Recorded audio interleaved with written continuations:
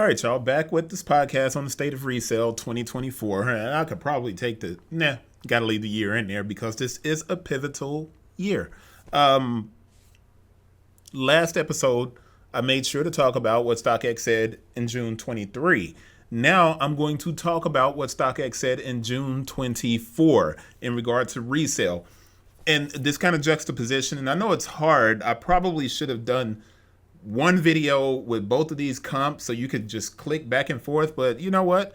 If you're listening to this, then you're going to have to listen to the previous episode so you can understand the comp. But June 24 is where we are in regard to this discussion in this video / podcast for today. So what did StockX say about resale in June 24 versus what they said in June 23? Here's the first thing they said. Yeezy trades continue to skyrocket following the June restock. Skyrocket is an interesting choice of words, with the slate gray slide being the number one product on StockX in June. Prices remain profitable in all or most sizes, and volumes remain high as the warmest months of the year are upon us. Now, this was my response, and you have to think about the June 23 report in regard to resale. But this was my response. This is my note on what they said about Yeezy. Once again, Yeezy is a limited drop, but so were the trainers. There have been trainers that have come out. Those trainers that are priced at $200 and higher fell outside of the price consumers were willing to spend on kicks. Hence, the increase of videos on social media of Yeezy sneakers being sold in Adidas outlets at cost and still sitting.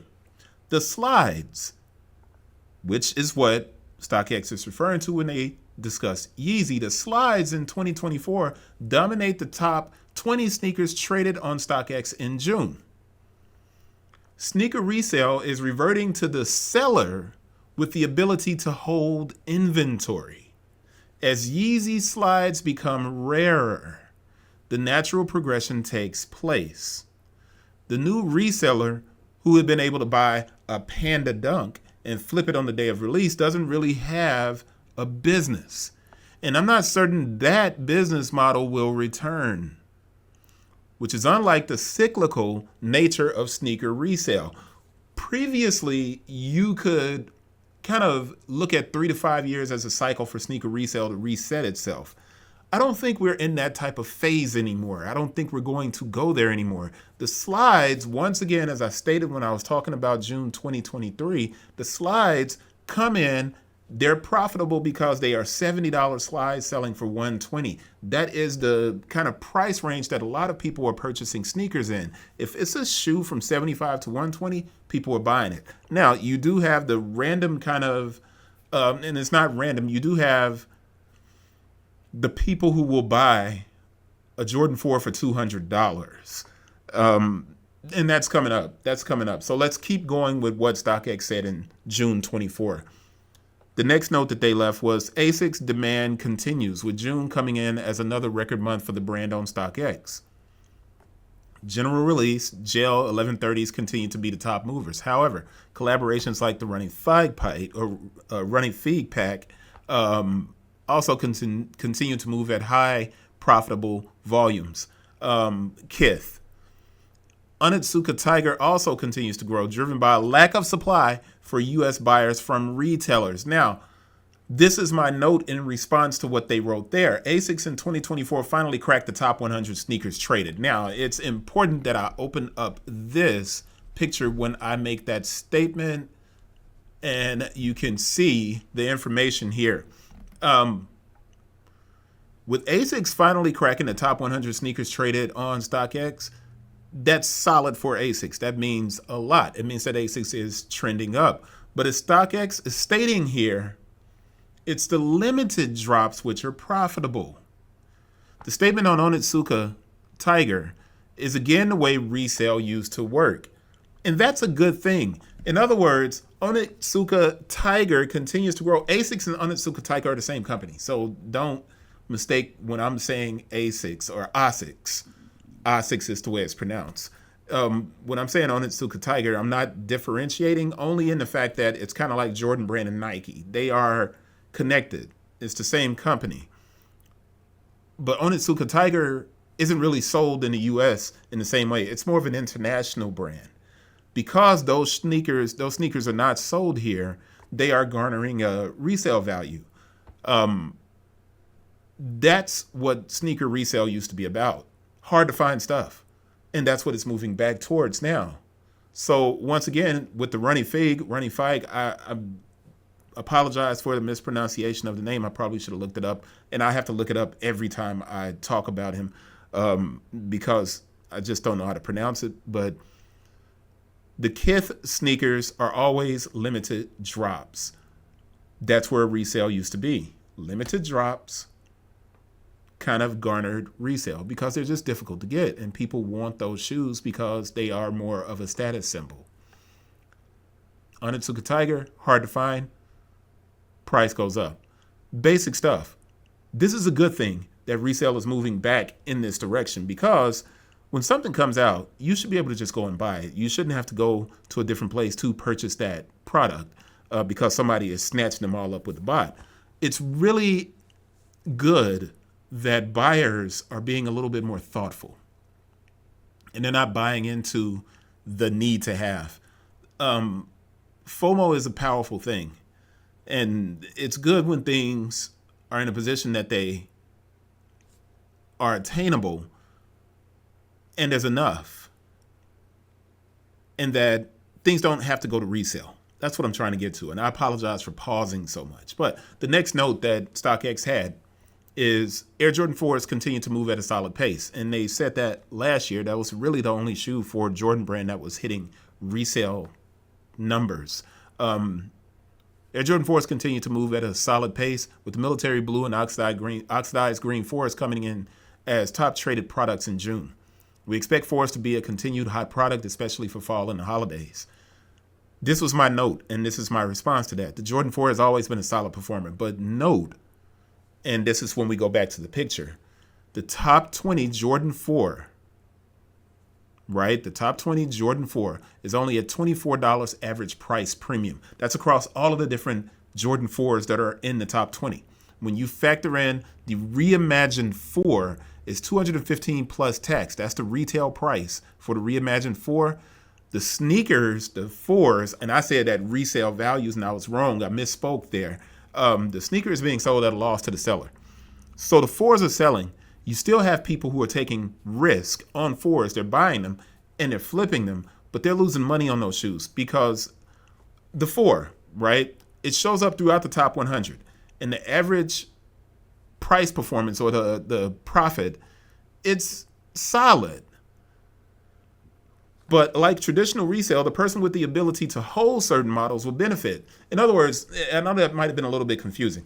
The 4 shows up throughout the top 100 shoes in StockX's performance. But a lot of those shoes are selling at a loss for the seller unless those people are getting them at a discounted price. And there aren't that many out there at a discounted price. Now, there are trains and buildings that are still being stolen from. And there are sneakers ending up in the marketplace. And this keeps resale flat on Jordan 4s because people are selling those at retail. But you also have that instance of the conspiracy theory when I talk about the fact that shoes are entering the marketplace from retail. Is that happening? We can't prove that. I'm making that statement simply because there's this kind of bar where a lot of product is selling at or around retail. And that means that there has to be an entrance point for that product to be coming in to be sold in that way. But I do think the majority of it is people are still buying, hoping to flip it for an extra $30 or $40. And that's not happening. So they're taking what they can get and taking an L in resale. Which, once again, I'm saying, if people are able to hold particular Jordan 4s, they will go back up in resale value, but you have to be able to hold. This is very much like the stock market, which is why StockX is named StockX. The last thing that they wrote, it's not the last thing. I think we got a few more here.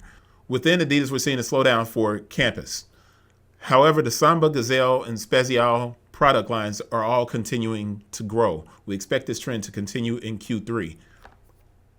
My note, This note allows for an interesting dialogue about StockX and the opportunities the channel has.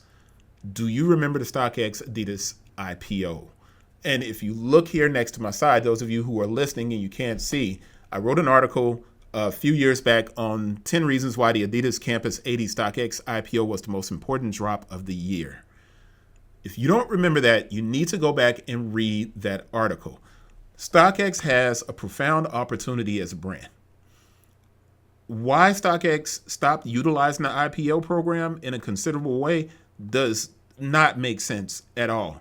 They've barely used the DropX program. So we're talking IPO and DropX. These two programs, it seems like they've just completely forgot about it. And those are some of the company's strongest features. Why they stopped doing these collaborative efforts with brands, I have no idea. It's unclear. But brands and retailers, both brands and retailers should be looking back at those IPOs, those two, the DropX and the IPOs.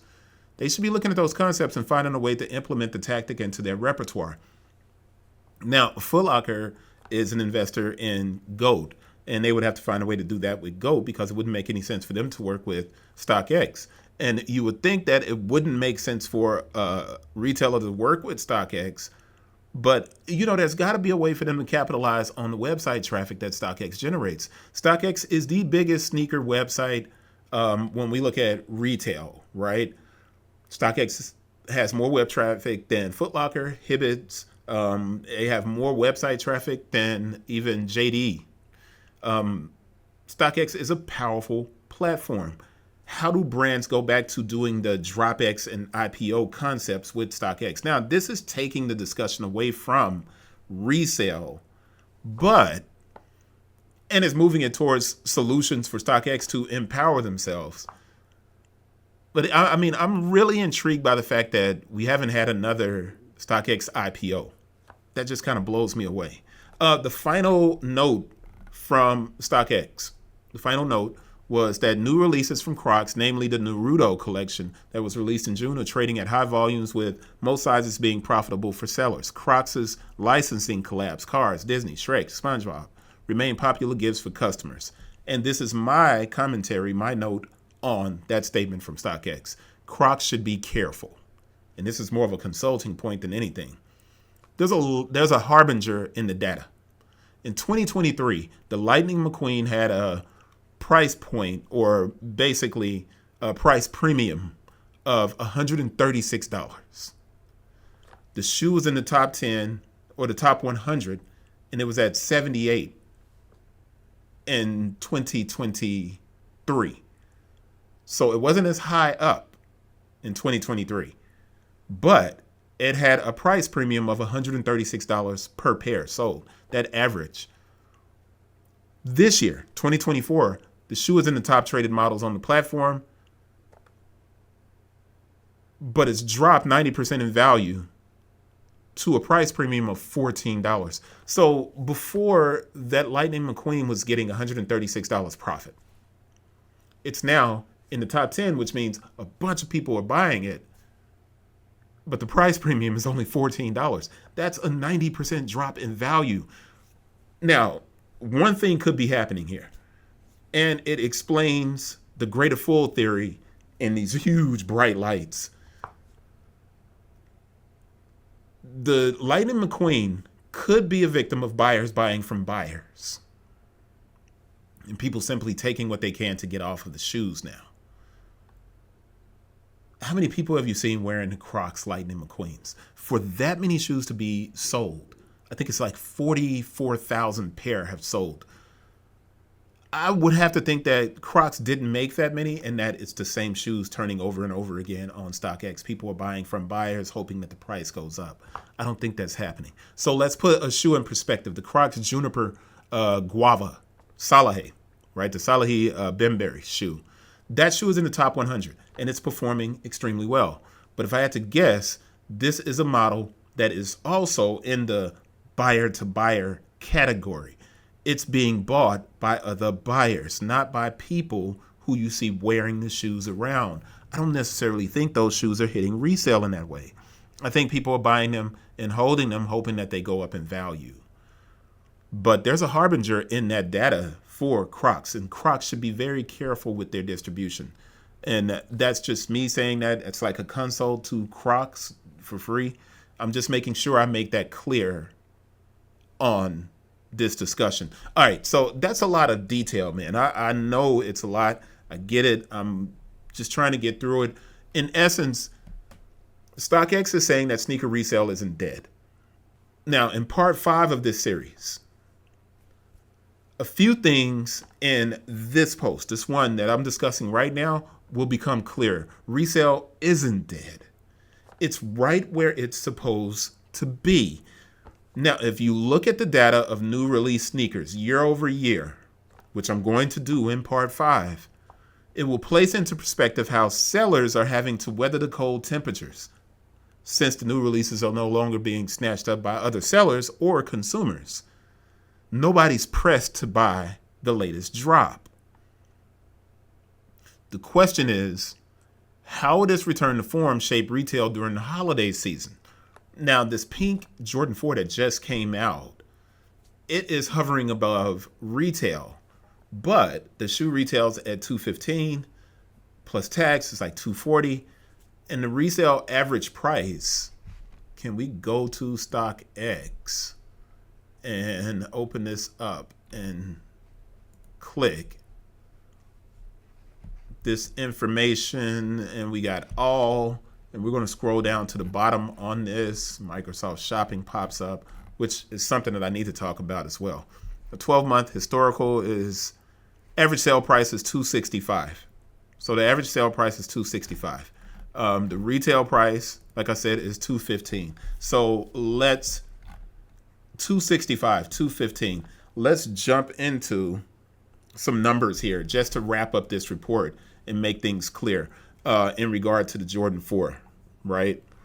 So 215 times our taxes are 0.0975 plus 215.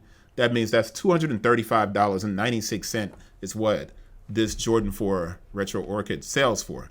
Now, if you go in and you look at selling the shoe, and I'm just doing this randomly, I don't have it, and we can go to the most expensive one, and I have a really high seller account. So if I sell this shoe at the highest price, which is $233, I just told you that in Memphis this shoe costs $235, I would lose $2. Now that's going to show on StockX as a profit over retail, because inside of StockX's paperwork, when they look at price premiums, they're looking at the retail price and whatever it's sold for. We have this kind of discrepancy that's taking place. So you are going to have like a shoe like this Jordan 4 that's selling out in stores, but it's not necessarily going up in value, and people are losing money when they sell it.